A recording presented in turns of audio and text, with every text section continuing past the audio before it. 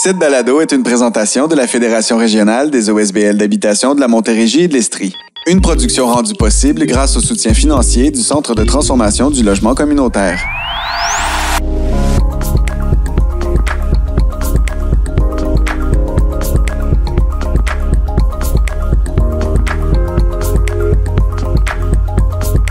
Bienvenue à Nos Voix pour des Toits. Je suis Marc-Olivier Chalette, le producteur de cette série balado pour la Fédération régionale des OSBL d'habitation de la Montérégie et de l'Estrie. Et je vous invite pour une dernière fois à vous immerger dans la réalité du logement social et communautaire ainsi que de l'habitation au Québec. À mes côtés, j'ai les deux membres principaux du comité de bénévoles qui tiraient les ficelles du projet et m'aidaient à le mener à bien. Heather Carson et Denise Manta, bonjour. Bonjour.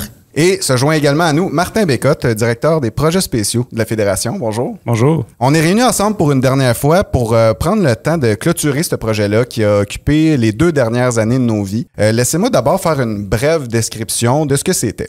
Nos Voix pour des Toits, c'est une balado-diffusion qui avait un but ambitieux, mettre sur l'avant-scène le parent mal-aimé des politiques sociales, c'est-à-dire le logement et l'univers de l'habitation. D'abord, en se concentrant sur un sujet donné, on a exploré l'historique du logement social et communautaire, les répercussions de la crise du logement, le rôle des municipalités dans le développement social et communautaire, la cohabitation et le bon voisinage, le droit qu'on possède en tant que locataire et les femmes en logement, les responsabilités des conseils d'administration des OSBLH ainsi que les autochtones en logement. Ensuite, on a articulé notre propos autour d'une région du territoire couvert par la Fédération. On a approfondi les constats dans le milieu de l'habitation de la MRC de Vaudreuil-Soulanges, de la ville de Longueuil, la ville de Sherbrooke, de la MRC de Brome-Missisquoi, la MRC des Mascoutins et à 3 reprises, à l'aide de différentes approches, dans le Québec en entier aussi. Ensemble, on s'était donné 2 principaux objectifs. Le premier, ça se voulait d'outiller les locataires sur la compréhension de leur réalité et de leurs droits. Puis le second, c'était de sensibiliser ainsi que donner de l'information à la population du Québec sur l'état de la situation concernant l'habitation et le logement.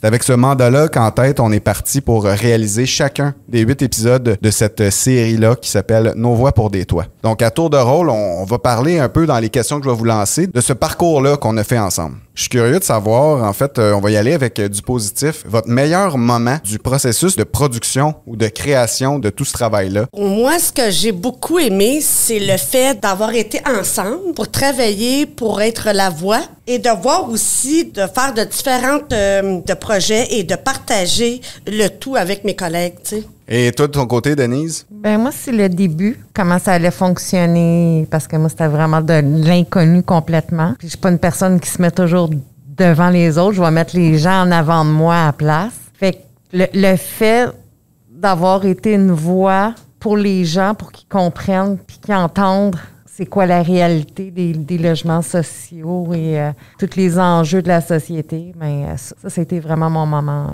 Puis toi, ton côté, Martin? Ben, j'étais là surtout au début du projet, donc c'est sûr que c'est toute la conception du projet, le développement du projet, l'idéation du projet. J'étais plus là au présent. C'est toujours bien satisfaisant d'avoir une idée de projet puis de réussir à le mettre en place, à trouver les bonnes personnes, à le financer, puis aussi... J'étais très heureux de mettre en vedette l'enjeu du logement social et communautaire via un média. Les médias couvrent surtout la question de la crise de logement, la question de la pénurie de logement, mais les éléments plus en profondeur sur comment ça se fait qu'on trouve ça, les mécanismes, les politiques publiques. Ça, on prend peu le temps de l'expliquer dans les médias. Fait que c'était l'idée du projet au départ. C'est-à-dire, parlons-en en profondeur de l'enjeu de l'habitation puis du logement. Donc, c'est mes meilleurs moments à moi, c'est la conception puis la mise en place du projet. Puis il faut dire aussi que, on a sorti le premier épisode en mai 2021, mais toi, tu as commencé à travailler probablement autour de ça en 2019. Plus en 2020, et puis c'est ça. Fait que ça a été un enjeu parce qu'on pensait, il y a eu la première vague de la pandémie, donc on a eu l'idée du projet, de le mettre en place. C'est aussi que justement, ça a créé beaucoup d'isolement, fait qu'on trouvait ça intéressant d'aller dans les différentes régions de notre territoire pour mettre ensemble les partenaires pour parler de la question du logement. Mais il y a eu les 2e, 3e, 4e vagues qui sont venues un peu changer le projet d'origine. Donc, au départ, on souhaitait vraiment aller dans les territoires, réunir les gens autour de la table pour parler. On le fait d'une autre façon. Puis, ça a quand même donné un résultat intéressant. Donc, oui, on a commencé le projet plus en 2020 à l'idéaliser. Moi, de mon côté, le moment du processus de production, je pense qui va rester gravé dans ma mémoire, c'est, je dirais, c'est la création du nom du projet? Parce que c'est là, on dirait qu'on a touché à quelque chose de concret. C'est toujours difficile de nommer quelque chose. On dirait qu'on est toujours dans l'abstrait, puis on n'arrive comme pas à le pointer. Puis là, on sortait des idées, puis il n'y a rien qui nous satisfaisait vraiment. Puis finalement, on a décidé de faire un sondage sur nos réseaux sociaux, parmi nos partenaires. Et là, il y a une autre vague d'idées qui est venue. Puis il y a un donateur anonyme, on va l'appeler comme ça. On sait toujours pas à ce jour c'est qui. Il nous a suggéré le nom Nos Voix pour des Toits. Puis ça a été un excellent. C'était tout le monde a fait unanimement. Quand on l'a entendu, on a su que c'était ça le nom qu'on cherchait. Ah, c'est vraiment cela, vraiment, parce qu'on est vraiment là pour parler pour les gens, tu sais, vraiment. C'était excellent, puis merci à la personne qui l'a trouvé. Oui, on la remercie. Ça a créé notre identité, puis ça a mis des mots sur ce qu'on voulait faire, tu sais. Fait que ça, c'était l'aspect positif, mais malgré tout ça, un long processus comme ça amène son lot de défis, qu'on peut qualifier ça de l'aspect négatif, mais j'ai le goût qu'on aille en discuter. Je vais ouvrir le bal avec ça avant de vous passer la POC. Le défi, si on veut, là, que je peux nommer, la plus grosse difficulté de tout ce processus de création-là, ça a été synthétiser notre contenu. Pour chaque épisode, on a fait 8 épisodes. Pour chaque épisode, on a fait entre 3 et 5 heures de contenu. Puis on devait ramener ça en bas d'une heure. Notre target, c'était toujours un 45 minutes, mais on avait tellement de stock. Puis personnellement, j'ai trouvé ça assez déchirant de faire ces choix-là parce que il y avait toujours, oui, il faut prioriser un sujet, être le plus pertinent possible. Mais pour vous dire, on a fait des hors-séries parce que on voulait permettre d'aller chercher l'extra qu'on enlevait à ces gens-là quand on synthétisait. Puis j'en parlerai un peu plus tard des hors-séries. Même au début, on a fait l'épisode 1, puis on a fait allusion à ça, qu'on allait faire des hors-séries dès l'épisode 1 parce qu'on avait tellement de contenu. On a fait un épisode sur l'historique du logement, puis on s'est dit, on va faire un hors-série avec la genèse du logement social au Québec parce que finalement, on a tout rappé ça en 20 minutes pour en parler, tu sais. Mais au fil du temps, à peu près à moitié du projet, à un moment donné, j'ai décidé de tirer la plug sur cette idée-là parce que si on commençait à donner le spotlight à un sujet, ben c'est difficile de dire, ben là, on a eu une interview avec le Reclac, puis on a parlé des droits des locataires, mais on a rappé ça en 7-8 minutes, alors qu'on a fait une entrevue d'une heure. Ça aussi, là, il faut commencer à faire des choix. On a reçu des avocats pour parler du fonctionnement des CA dans les OSBL, puis on a fait 2 longues entrevues avec eux, on a coupé ça. Fait à qui on donne le spotlight, à qui on l'enlève, rendu là, c'est mieux qu'on garde ça avec, tu sais, ce qu'on a sélectionné, c'était ce qui était pertinent, puis ce qu'on voulait qu'il se rende aux oreilles.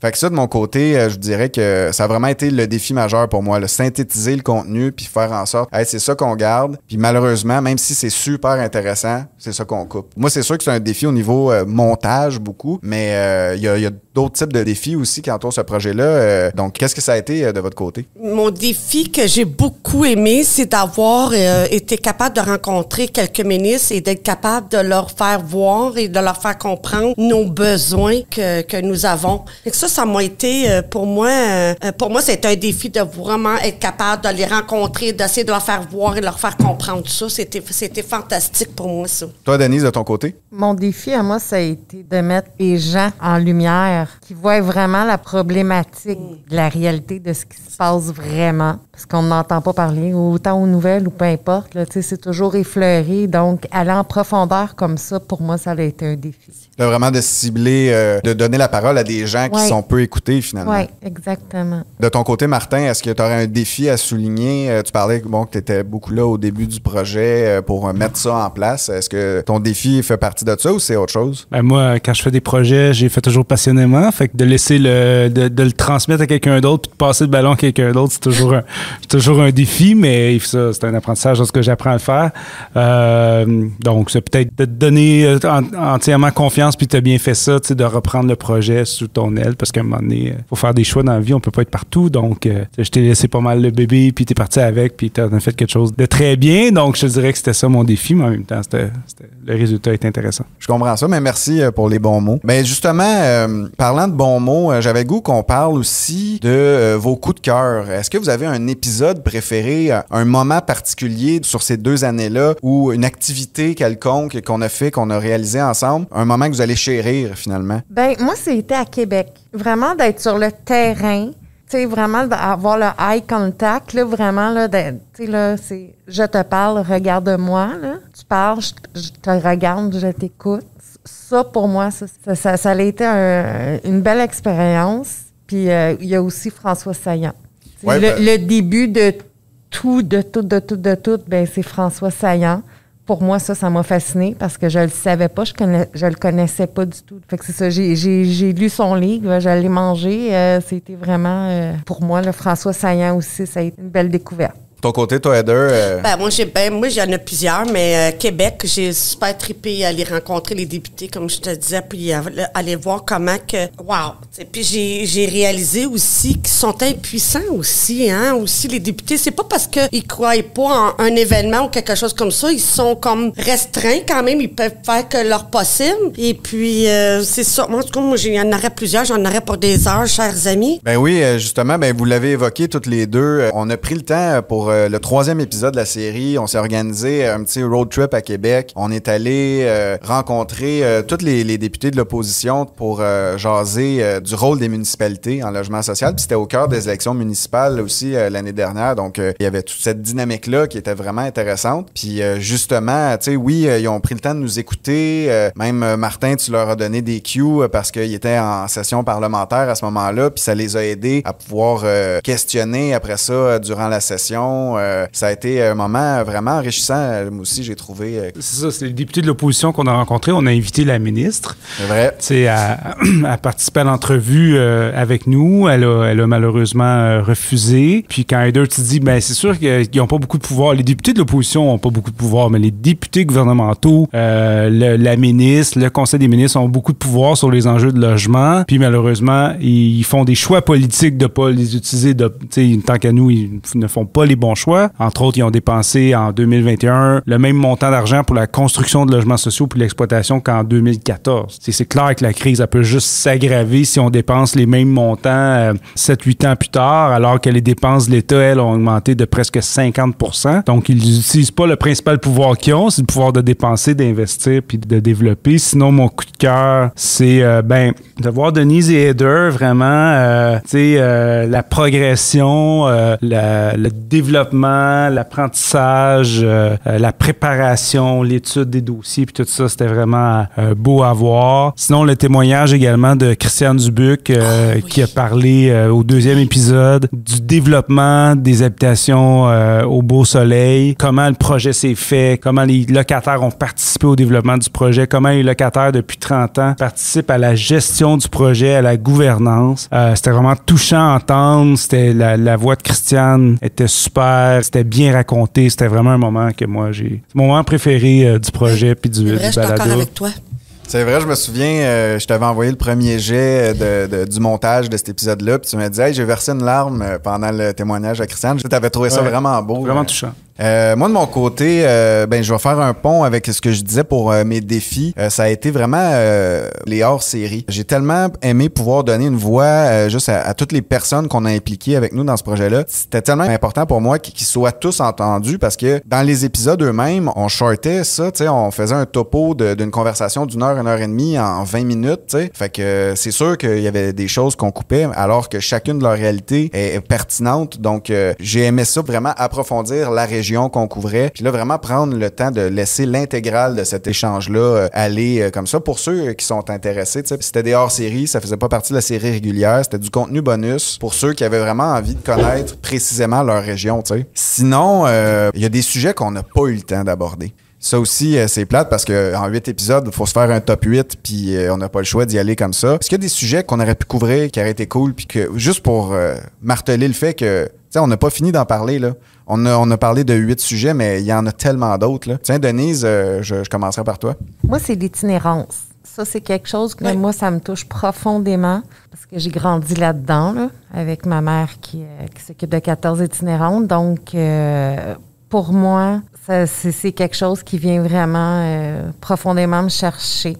Fait que ça serait le fun qu'on fasse un autre balado, puis qu'on puisse plus élaborer sur plusieurs d'autres sujets aussi, bien sûr, mais moi, l'itinérance, j'aurais vraiment aimé qu'on aille en profondeur. C'est sûr aussi que l'itinérance, il a toujours plané un peu au-dessus de nos discussions de comité, mais on essayait d'être collé aussi sur l'actualité. Fait que dans les enjeux, souvent, on était comme, il faut profiter de tel moment. Fait que là, on mettait l'itinérance de côté, mais ça reste que ça a toujours été au cœur de nos discussions. Tu sais, on a dit, on a fait un top 8. S'il y avait eu 9 épisodes, assurément, il y aurait eu un épisode sur l'itinérance. Ouais, moi aussi, c'est la même chose que Denise. Mais ça aussi, les itinérances, il y en aurait encore et encore et encore à dire sur ce projet.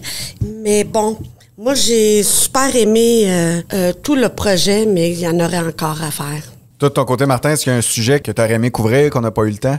Oui, c'est l'impact l'impact positif dans l'économie du logement social. J'aurais aimé ça qu'on aille plus en profondeur là-dessus. Puis également l'impact négatif dans l'économie du Québec, du Canada, de l'absence de logement collectif, logement social, logement communautaire, comment ça affecte négativement l'économie. Puis aussi les politiques publiques, les dépenses gouvernementales, la façon dont le gouvernement fédéral, entre autres, intervient dans l'habitation, comment le gouvernement se rend complice de la spéculation immobilière, comment le gouvernement fédéral, via la SCHL, se rend également complice de l'endettement des Canadiens, de l'explosion des coûts de logement via ces différents programmes de garantie hypothécaire dans lesquels la SCHL, dans le fond, subventionne et soutient les spéculateurs immobiliers, peu importe l'impact après ça. Ça, j'aurais aimé ça qu'on approfondisse cet aspect-là. Puis malheureusement, on a manqué de temps pour le faire. Puis il y en a d'autres sujets aussi. On peut penser,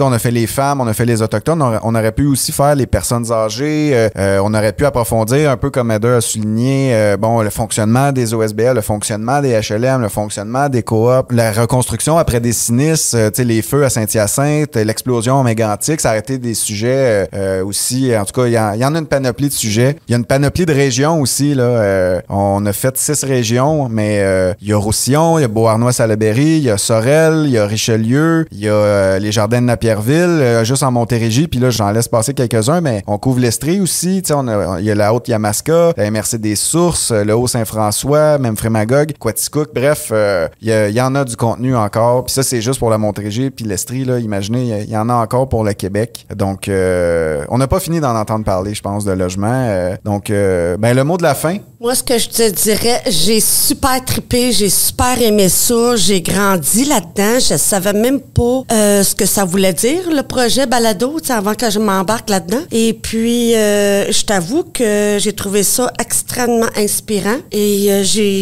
ça serait à refaire. Fait que je veux vraiment vous remercier tous et chacun d'entre vous, toi, Marc, Olivier, qui a travaillé très fort, Martin, Denise, Christiane et même Nicole. Ça aussi que je veux la remercier parce qu'elle aussi, ça a été un témoignage extraordinaire qu'elle a partagé. Alors, ainsi que tout le monde qui ont pu donner leur opinion et qui ont partagé avec nous durant toutes ces années-là, je vous remercie. Merci de votre implication dans le projet. Merci à tous les élus, les partenaires, les gens des groupes communautaires qui ont participé aux différentes tables rondes. J'ai trouvé ça vraiment intéressant de les entendre sur la réalité dans leur région qu'on soupçonnait, là, c'est assez catastrophique, le portrait général. Mais on a vu que dans certaines régions, il était organisé différemment. Entre autres, ce que j'étais vraiment surpris, c'est dans Brome-Missisquoi, comment il y avait peu d'outils, il y avait peu d'infrastructures, comment la situation, elle était catastrophique, encore pire dans cette région-là, parce que justement, ils n'ont pas développé d'organismes de soutien, de projets d'OSBL à travers le temps. Donc, bref, merci aux partenaires, merci aux bénévoles. Merci Marc-Olivier de ta participation au projet.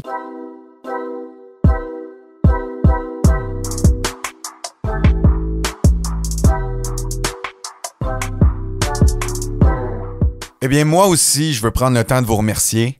D'abord, les membres du comité de production. Il y a bien sûr Heather Carson et Denise Manta ici présentes, mais également Christiane Dubuc, Nicole Saint-Germain-Bélanger, Doris Lafrenet, Réal Bray, Pierrette Pierre-René, Célia Félix Dagenet, Ghislaine Bergeron et Diane Riendeau qui ont participé à la création de ce projet-là. Mais Nos Voix pour des toits, c'est aussi une trentaine de personnes collaboratrices issues du marché locatif privé, social et communautaire, une cinquantaine de personnes invitées issues du milieu communautaire et des 3 paliers de gouvernement. C'est 6 animatrices bénévoles qui avaient jamais fait ça de leur vie, 6 employés de la FROM qui ont également été impliqués. C'est un projet qui s'est avéré fort rassembleur dans le seul but de véhiculer l'objectif principal qu'on voulait, c'est-à-dire parler de logement.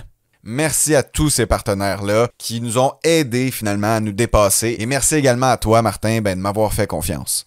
En conclusion, dans le but de réinvestir les connaissances qu'on a abordées tout au long de la série, le professeur Paul Morin de l'École de travail social de l'Université de Sherbrooke nous a accordé une entrevue. Il a notamment dirigé quelques recherches au niveau de l'habitation ainsi que la dimension intersectorielle de celle-ci. C'est pourquoi, en guise d'ouverture, il nous entretient sur différentes façons de réfléchir autrement à la notion de logement social et communautaire.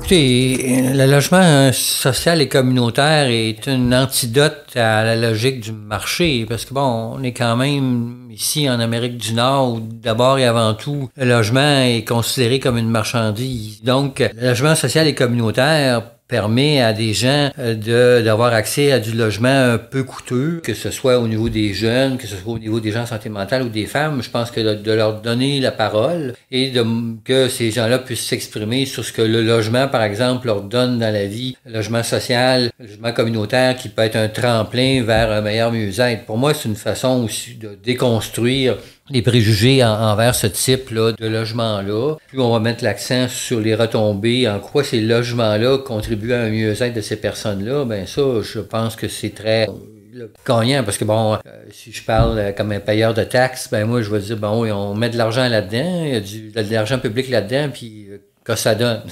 Faut que les gens ont besoin de savoir que, effectivement, ça produit des retombées qui sont favorables à la vie des personnes. Ici au Québec, on a maintenant une ministre de l'habitation, ce qui est une bonne chose, mais on n'a pas de ministère de l'habitation. On n'a pas de politique nationale de l'habitation. Il y a eu un progrès quand même au niveau fédéral. On a depuis 2017, on a une stratégie nationale du logement. Et en 2019, on s'est donné, le gouvernement fédéral a adopté une loi sur une loi qui encadre justement cette stratégie nationale-là. Et le fédéral a même, cette loi-là a même institué un bureau du défenseur du droit au logement.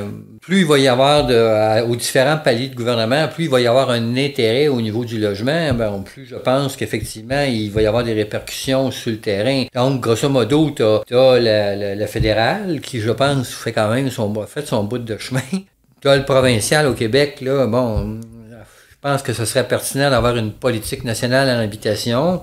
Avant, il y avait le programme Accès Logis. Maintenant, il y a un programme qu'on appelle le logement abordable où le privé peut avoir aussi accès. Mais moi, j'ai vu la liste des programmes qui ont des projets qui ont été subventionnés, puis le privé, il n'y a pas été. Je suis pas certain, moi, que le privé va aller vers ça. Je pense pas qu'il fasse une pierre. Le privé veut faire de l'argent. Fait que je penserais pas qu'il aille vers ça. J'ai lu le discours du premier ministre là, qu'il a fait lors de la session à l'Assemblée nationale. Il n'a pas parlé de l'habitation. Ça, je trouve ça malheureux parce que faut quand même le dire, on vit une crise du logement, particulièrement au niveau de l'abordabilité. Là. Puis que ce soit à Saint-Hyacinthe, Victoriaville ou Sherbrooke ou ailleurs au Québec, il y a un enjeu au niveau de l'abordabilité, puis c'est un enjeu réel. Là. Si les gens sont obligés de mettre 30, 40, 50%, en plus dans un contexte d'inflation, il y a un problème quelque part, puis c'est pas un hasard, c'est le gouvernement fédéral, il y a un chèque de 500$, là, un one-shot pour le monde. Mais là encore, c'est comme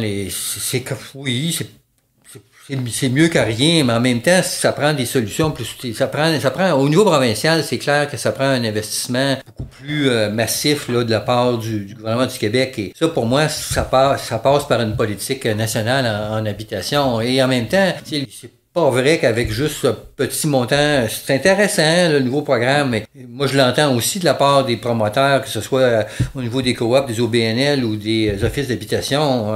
Comme le dernier programme, si je me rappelle bien, celui du logement abordable, là, on demande aux municipalités de contribuer à 40%. 40% d'un, puis j'en parlais avec un promoteur récemment, mais je pense que ça faisait 6 millions pour une municipalité parce que tout augmente. Là, c'est sûr que la municipalité, elle se dit, j'ai-tu 6 millions? En même temps, c'est sûr que si la municipalité fait pas d'efforts pour aller chercher de l'argent, ça, c'est une autre paire de manches. Mais tout ça pour dire que ça prendrait plus un investissement important de la part du gouvernement du Québec. Là. Et après ça, on tombe au niveau des municipalités. Au niveau des municipalités, il y a de plus en plus de municipalités qui se donnent des politiques, ils font un état de situation sur le logement social et communautaire, sur l'habitation dans leur territoire, qui se donnent des plans d'action avec des cibles, ça c'est important. Je pense à Drummondville qui s'est donné un plan d'action fort intéressant dans les prochaines années, tant au niveau de l'axe logement social que logement abordable. Il y a un autre acteur qu'on entend moins parler et qui sont les municipalités régionales de comté, ce qu'on appelle les MRC, qui sont responsables de l'aménagement du territoire. Puis il y a la MRC de Gaspé, de Côte-de-Gaspé, qui s'est fait un état de situation puis qui a élaboré un plan d'action, ma foi, fort intéressant en concertation avec les municipalités. Et donc, je pense que si chaque palier de gouvernement prend ses responsabilités et qu'il y a une congruence entre ces différents leviers-là, on va avoir une répercussion sur le terrain. Parce que c'est ça. Moi, ce que j'entends beaucoup des municipalités, c'est que le développement passe par l'augmentation de nos revenus. Tout dépend. Au Québec, on est singulier, on a moins de population qu'en Ontario et on a plus de municipalités.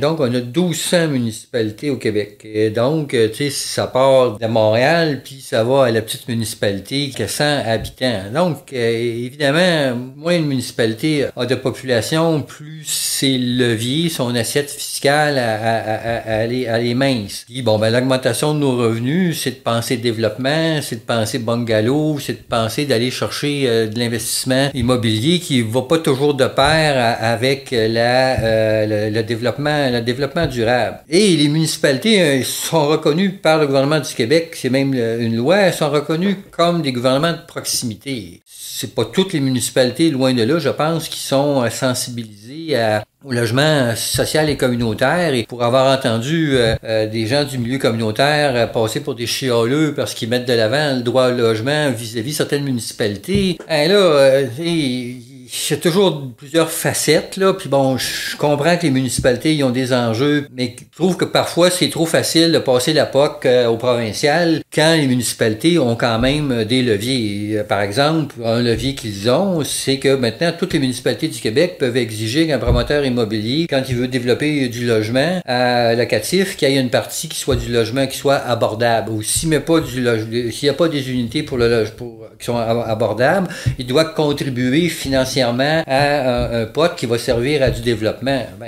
Pourquoi les municipalités qui sont quand même un certain coffre, là, 30, 40, 50 000 habitants, pourquoi ils n'exigent pas d'avoir de l'argent des promoteurs immobiliers? Parce que la question de l'abordabilité avec la médiane, moi je suis plus partisan qu'on mette à contribution financièrement les promoteurs immobiliers. Donc bref, ils ont des leviers puis ils peuvent faire de quoi. Là. Je pense qu'il y a tout un enjeu aussi de sensibiliser les municipalités à leurs droits, à leurs devoirs et responsabilités par rapport au droit au logement. Parce que le logement, quand on parle de logement social et communautaire, on parle d'une certaine forme de densification. C'est une forme de réponse à l'étalement urbain. Donc, il y a vraiment une effervescence à l'heure actuelle sur la question du logement. Donc, pour moi, ça fait 20-25 ans que je travaille au niveau du logement, je trouve que cette effervescence-là est très positive et j'encourage tout le monde à continuer dans le même sens parce que, il y a des opportunités. Oui, il y a une crise, mais il y a des opportunités de changement et on est à un carrefour et c'est le moment, tous ensemble, mettre la roue à la pâte pour effectivement faire des changements qui soient profitables à tout un chacun.